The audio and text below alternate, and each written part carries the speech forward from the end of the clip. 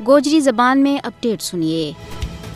भारत में बीजेपी का इक़्तिदार में आने के बाद ते मुसलमाना, ईसाइयां और निजी जात का हिंदुओं के ऊपर जुल्म सितम के बड़ी हद तक वाधा होया है। मुसलमाना, ईसाइयां, सिखा और दूजी अकलीता ना आन भारत के अंदर हिंदुत्व को दे जानी, माली और इज्जत हर चीज खतरा को सामना है। RSS की हिमायत वाली मोदी हुकूमत अपनी अकलीता ना मुनज़्ज़म तरीका से दबाने का मिशन के ऊपर है। भारत के विच अकलीता लगातार खौफ और अदम तहफ़्फ़ुज़ की हालत के विच गुजारन के ऊपर मजबूर है। भारत की मोदी हुकूमत अकलीती बरादरी के खिलाफ RSS का नजरिया लगातार नाफज कर रही है। मोदी का भारत के विच मुसलमाना और दूजी अकलीता ना निशानों बनाने वाला नफरत अंगेज जराइम के विच खतरनाक हद तक वाधो होया है। मोदी ने भारत ना अपनी अकलीता के वास्ते एक गैर महफूज और खतरनाक मुल्क बना दिता है। भारतीय हुकूमत हिंदुस्तान में अकलीता के खिलाफ RSS का नजरिया मुसलसल आगे बढ़ा रही है। मोदी को अवलीन मकसद भारत ना